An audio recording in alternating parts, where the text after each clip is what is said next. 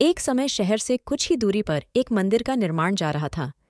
मंदिर में लकड़ी का काम बहुत था, इसलिए लकड़ी चीरने वाले बहुत से मजदूर काम पर लगे हुए थे। यहाँ वहाँ लकड़ी के लट्ठे पड़े हुए थे और लट व शहतीर चीरने का काम चल रहा था।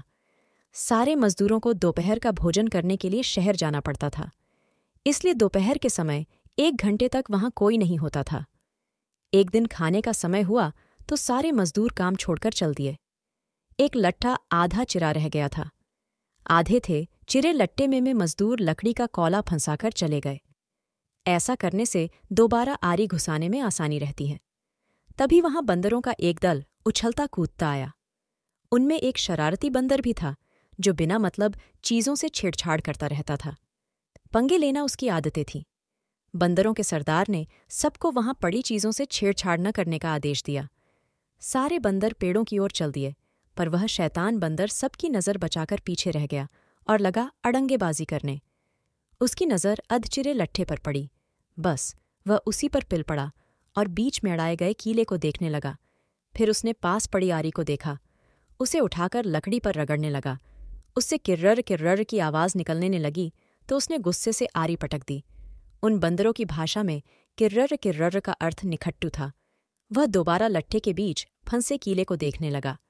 उसके दिमाग में कौतूहल होने लगा कि इस कीले को लठूटे के बीच में से निकाल दिया जाए तो क्या होगा। अब वह कीले को पकड़कर उसे बाहर निकालने के लिए जोर आजमाइश करने लगा। लट्ठे के बीच फंसाया गया कीला तो 2 पार्टों के बहुत मजबूती से जकड़ा गया होता है, क्योंकि लट्ठे के 2 पार्ट बहुत मजबूत स्प्रिंग वाले क्लिप की तरह उसे दबाए बंद खूब जोर लगाकर उसे हिलाने की कोशिश करने लगा। जोर लगाने पर हिलने व खिसकने लगा तो बंदर अपनी शक्ति पर खुश हो गया। वह और जोर से खो खो करता कीला सरकाने लगा। इस धींगा मुश्ती के बीच बंदर की पूंछ 2 पार्टों के बीच आ गई थी, जिसका उसे पता ही नहीं लगा। उत्साहित होकर एक जोरदार छटका मारा और जैसे ही वकीला बाहर खींचा, लट्टे के 2 चिरे भाग फटाक से क्लिप तरह जुड़ गए और बीच में फंस गई बंदर की पूंछ। बंदर चिल्ला उठा। तभी मजदूर वहां लौटे। उन्हें देखते ही बंदर ने भागने के लिए जोर लगाया तो उसकी पूंछ टूट गई।